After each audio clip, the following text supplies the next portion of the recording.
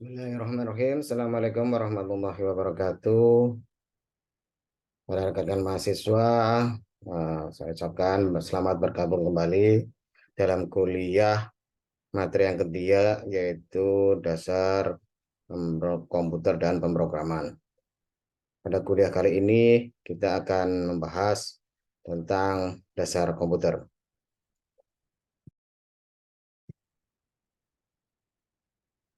Ini pada materi yang ketiga, kita kuliah tentang dasar komputer, yaitu dalam rangkaian kuliah dasar komputer dan pemrograman. Sebelum mengetahui tentang komputer, maka kita harus mempelajari tentang dasar-dasar komputer. Jadi di sini komputer itu memiliki elemen sistem. Elemen sistem dalam komputer itu terdiri dari 3. Yang pertama adalah hardware. Hardware yaitu berupa perangkat keras komputer yang secara fisik dapat dilihat dan dipegang. Kedua adalah software. Software merupakan perangkat lunak program yang berisi perintah untuk melaksanakan pengolahan data. Kemudian brainware yaitu adalah orang yang terlibat dalam penggunaan komputer. Baik, kita bahas mulai dari 1, yaitu untuk hardware. Hardware sendiri terdiri dari perangkat input, proses, dan output. Perangkat input terdiri dari keyboard, mouse, scanner, dan mic. Sedangkan perangkat proses yaitu terdiri dari motherboard.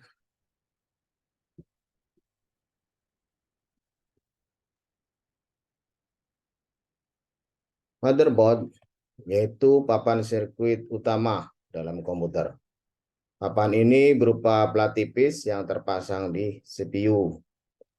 Dalamnya memori, konektor HDD, dan perangkat optikalnya maupun perangkat kartu ekspansi itu terhubung, serta terkoneksi ke beberapa port di komputer, misalnya port USB. Motherboard tersebut berfungsi sebagai wadah seluruh komponen komputer yang saling terhubung. Kemudian untuk CPU. CPU yaitu singkatan atau prosesor, yaitu Central Processing Unit. Bahwa prosesor itu terletak dalam komputer dan terpasang pada motherboard. CPU atau prosesor ini sering disebut sebagai otaknya dari komputer, yaitu membawa instruksi-instruksi yang diperintahkan ke komputer. Apapun Anda menekan tombol pada keyboard, klik mouse, atau menjalankan suatu aplikasi, maka Anda sedang mengirim instruksi ke CPU atau prosesor. Nah, untuk prosesor sendiri yaitu memiliki kecepatan yang diukur dalam satuan megahertz atau singkatannya MHz, yaitu terdiri dari jutaan instruksi per detik dan gigahertz, ya, atau miliaran instruksi per detik. Semakin besar kecepatan prosesor, maka semakin cepat prosesor tersebut mengeksekusi perintah atau instruksi. Sedangkan kecepatannya prosesor tersebut tidak hanya dipengaruhi oleh prosesor, tapi dipengaruhi oleh perangkat komputer yang lain.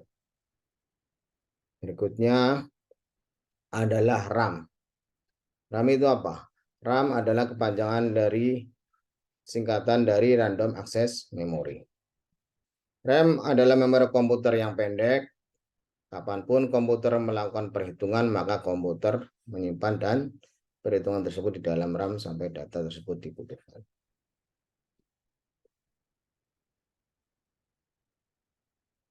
RAM diukur juga dalam satuan megabyte atau gigabyte. Maka semakin besar ukuran RAM, maka semakin besar data yang dapat ditampungnya saat komputer sedang menjalankan instruksi-instruksi di komputer. Jika komputer Anda tidak memiliki rakam RAM yang cukup, maka dapat Anda perhatikan bahwa komputer akan menjadi lambat saat menjalankan beberapa aplikasi. Oleh karena itu, mayoritas pengguna komputer memperbanyak jumlah RAM untuk meningkatkan kecepatan komputer. Perangkat berikutnya adalah card interface, yaitu kartu ekspansi. Jadi sebagian besar komputer itu memiliki slot ekspansi pada motherboardnya. Jadi slot ini disebut juga PCI, jadi Peripheral Component Interconnect. Itu dengan menambahkan kartu ekspansi, ya, pada beberapa motherboard ini untuk digunakan untuk video, suara maupun jaringan. Untuk video yaitu berupa kartu video atau VGA yang berfungsi untuk menampilkan informasi ke layar monitor. Mayoritas komputer memiliki GPU atau Graphic Processing Unit yang telah terpasang pada motherboard. Namun jika Anda sedang bermain game dan performa grafis yang tinggi, maka Anda dapat menambahkan kartu video di salah satu kartu ekspansi untuk mendapatkan performa grafis yang lebih baik.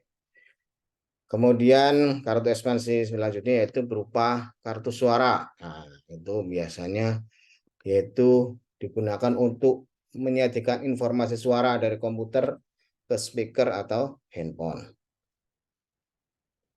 Sebagian besar memang motherboard itu sudah terpasang kartu suara built-in. Jadi jika belum terpasang maka diperlukan kartu suara untuk mengeluarkan menyajikan informasi suara dari komputer.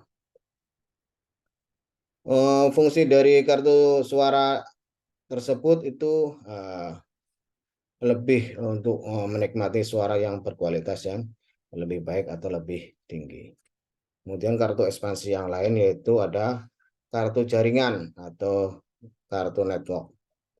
Kartu jaringan digunakan untuk berkomunikasi dengan komputer lain pada suatu jaringan komputer atau terhubung ke internet.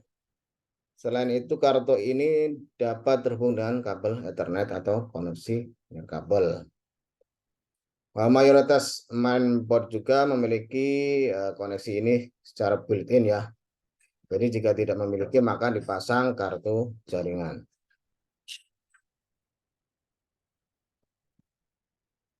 Untuk perangkat outputnya yaitu berupa monitor, printer, dan speaker. Monitor itu digunakan untuk menampilkan komputer, menampilkan program. Dengan printer adalah untuk mencetak data dari komputer dicetak dalam bentuk kertas. Printer juga sudah banyak perkembangannya, bisa mencetak langsung ke media selain kertas. Itu misalnya untuk media ke kaos. Bahkan sekarang sudah banyak printer-printer 3 dimensi, artinya mencetak barang dalam bentuk 3 dimensi. Dengan speaker sendiri berfungsi adalah untuk mengeluarkan suara pada komputer. Untuk hardware yang berfungsi sebagai input maupun output yaitu di sini dicontohkan ada hard disk, flash disk, CD dan disket. Jadi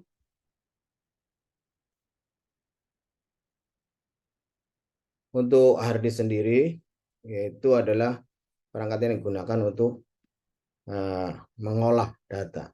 Jadi data tersimpan kemudian dapat disajikan itu disimpan dalam hard disk. Jadi hard disk itu merupakan memori jangka panjang di mana data yang disimpan tidak hilang saat komputer dimatikan. Ketika mengakses suatu aplikasi atau berkas, maka komputer akan menyalin beberapa data dari hard disk ke RAM. Kemudian saat selesai mengaksesnya, maka data tersebut dipindahkan kembali ke hard disk. Semakin cepat performa hard disk, maka semakin cepat juga akses komputer ke suatu aplikasi atau berkas. Perkembangan hard disk mulai berkembang, mulai sekarang sudah menggunakan SSD. Jadi selain hard disk menggunakan piringan, sekarang sudah berkembang menjadi SSD. Jadi fungsinya sama dengan hard disk.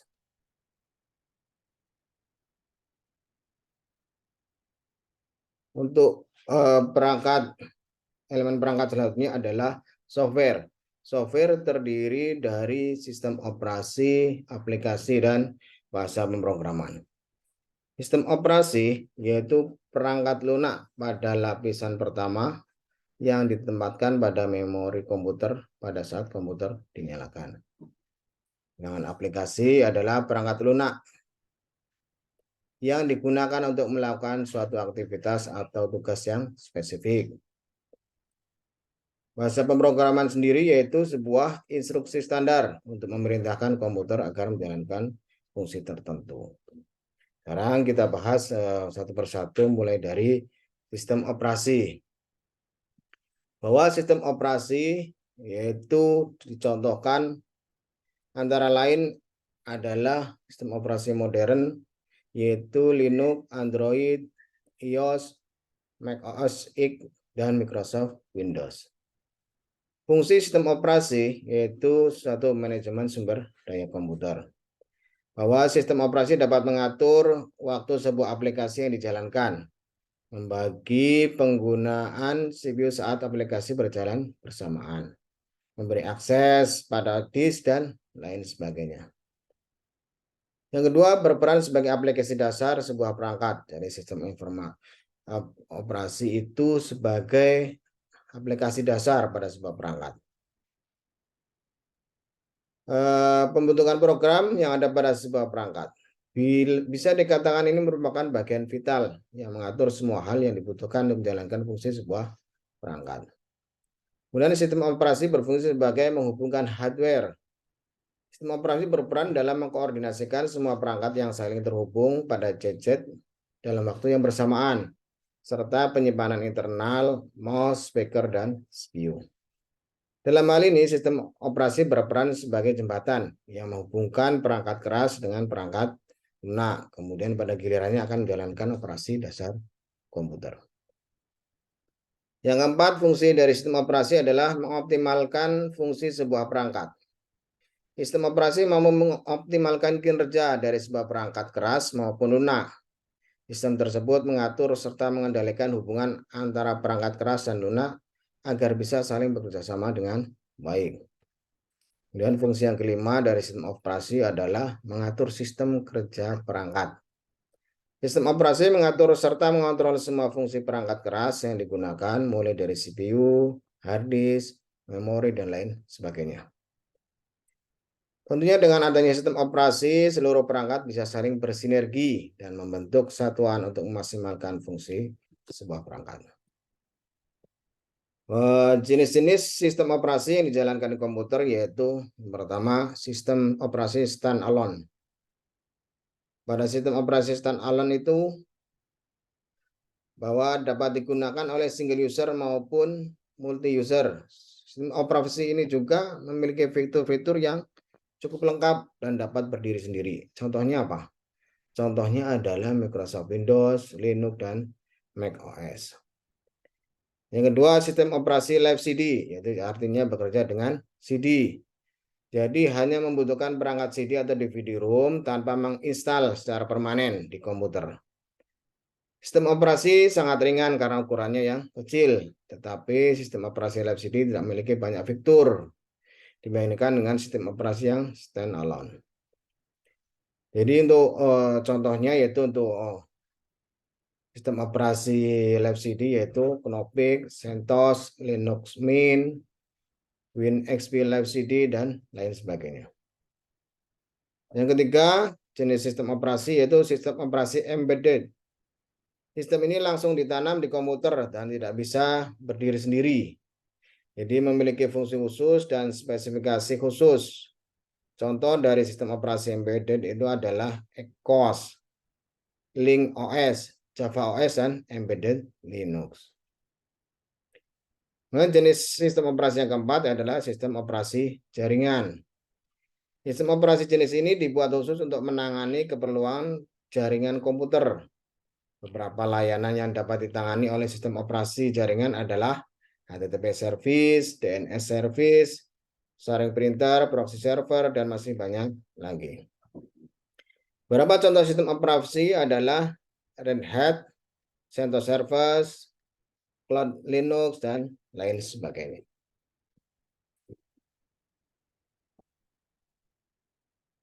Untuk perangkat software selanjutnya adalah aplikasi. Aplikasi merupakan perangkat lunak yang digunakan untuk melakukan suatu aktivitas atau tugas yang spesifik. Aplikasi dibagi menjadi beberapa bagian, yaitu aplikasi desktop dan aplikasi mobile. Untuk aplikasi desktop sendiri, yaitu sangat banyak tersedia ya, dan dapat dikategorikan menjadi beberapa kategori. Aplikasi desktop memiliki banyak fitur. Aplikasi ini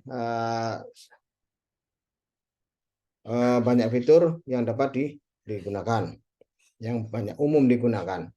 Contohnya yaitu aplikasi pengolahan data. Aplikasinya digunakan untuk menulis, merancang, dan membuat dokumen lainnya. Kita contohkan sebuah aplikasi Microsoft Word, yaitu sebagai bagian dari Microsoft Office.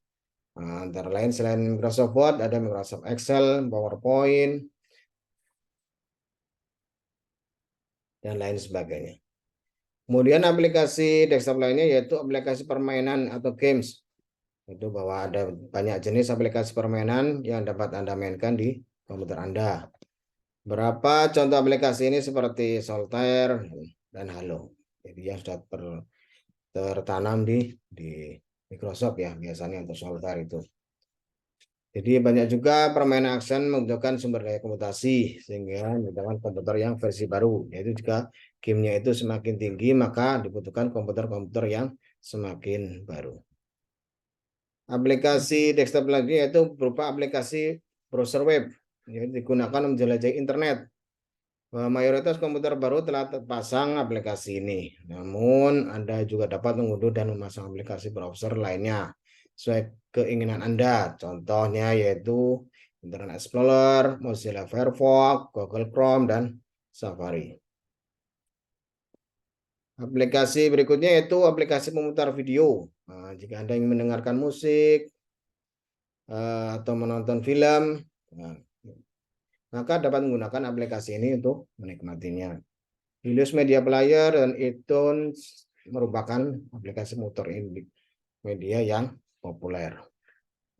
Oke. Selanjutnya adalah software itu bahasa pemrograman. Bahasa pemrograman yaitu memerintah komputer untuk mengolah data sesuai dengan alur berpikir yang kita inginkan. Keluaran dari bahasa pemrograman tersebut berupa tata olah atau aplikasi. Jadi untuk membuat aplikasi maka dibutuhkan bahasa pemrograman. Bahasa pemrograman dibagi menjadi tiga, yaitu bahasa pemrograman tingkat tinggi, yaitu bahasa pemrograman yang mendekati bahasa manusia. Artinya mendekati dengan bahasa yang digunakan oleh manusia sehari-hari. Contohnya adalah bahasa basic, Visual Basic, Pascal, Java, PHP. Kemudian yang kedua adalah bahasa tingkat menengah, yaitu bahwa karena bisa masuk ke dalam bahasa tingkat tinggi maupun bisa masuk dalam tingkat yang rendah. Contoh di sini adalah bahasa C. Kemudian bahasa tingkat rendah itu loh, bahasa pemrograman ini masih jauh dari bahasa manusia, artinya bahasanya sudah jauh, bahasanya bahasa mesin. Contohnya adalah bahasa assembly. Jadi yang sering digunakan untuk yang sekarang adalah bahasa tingkat tinggi, artinya manusia maupun pemrogram itu sudah lebih familiar, lebih mudah menggunakan bahasa tingkat tinggi tersebut. Perangkat selanjutnya yaitu brainware. Jadi pada komputer itu terdapat brainware, yaitu berupa operator, programmer, komputer engineer maupun sistem analis.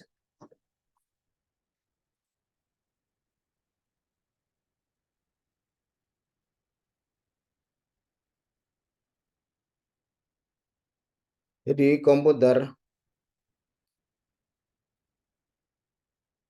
Bahwa operator itu pada bidang teknologi informasi mengawasi berjalannya sistem komputer, memastikan bahwa mesin dan komputer berjalan dengan baik.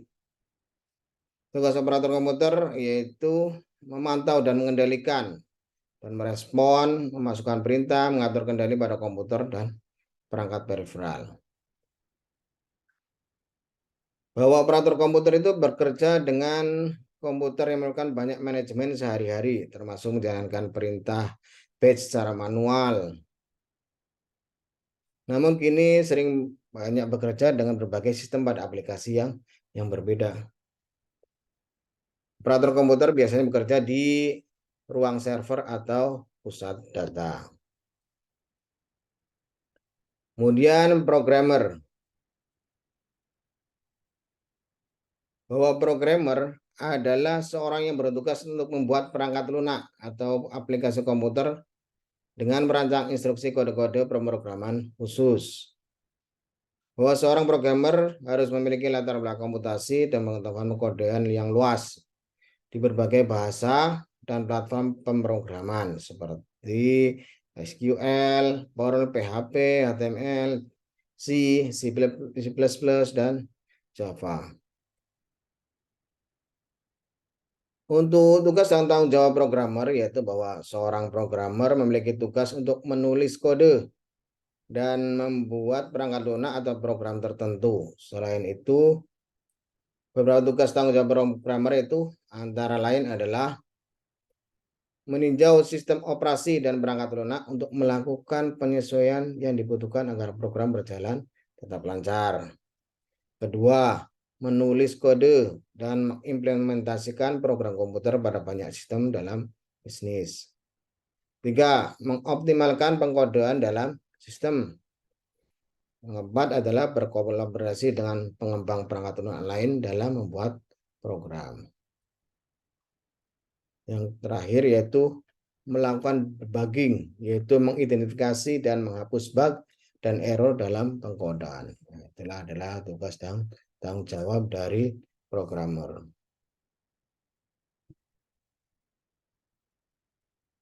Selanjutnya adalah untuk komputer engineer. Jadi komputer engineer itu adalah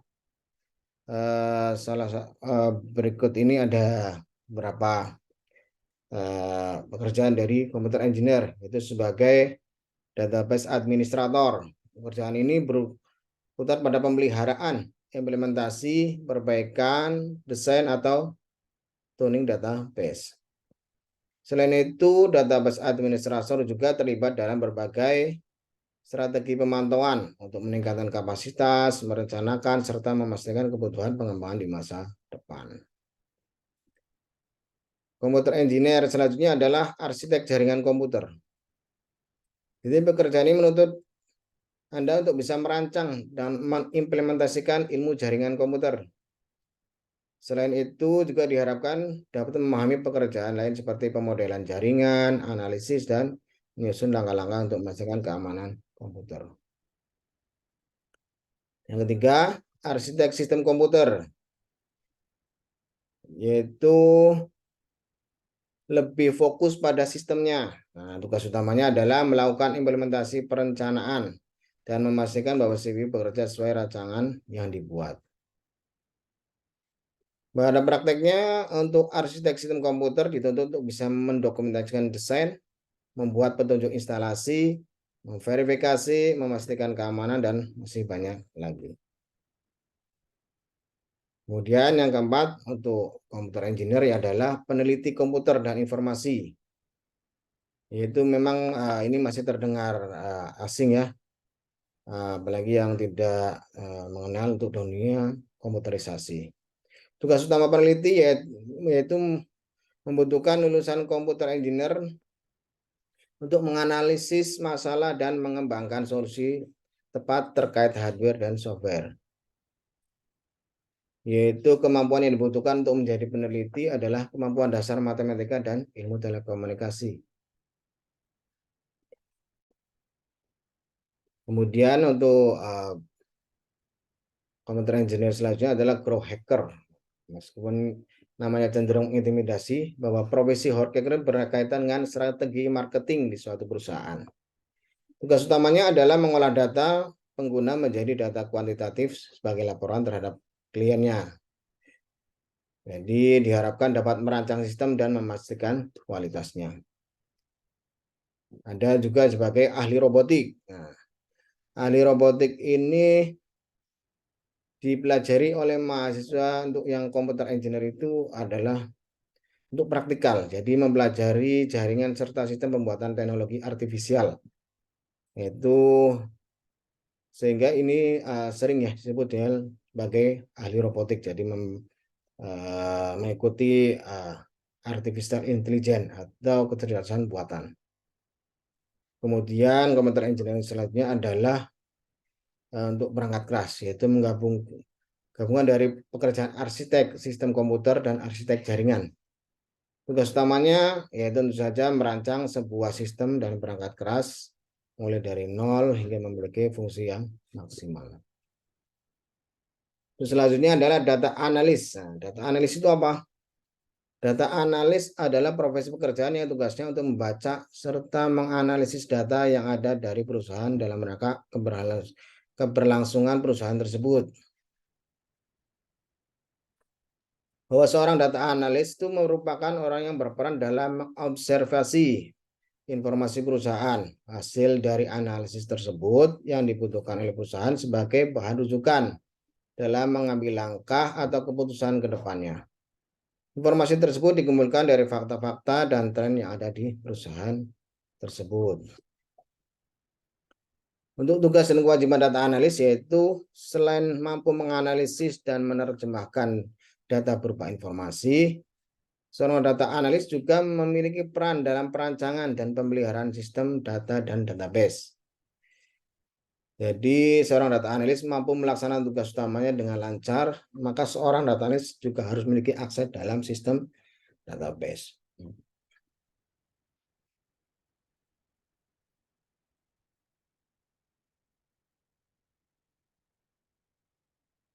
Demikian untuk kuliah kali ini.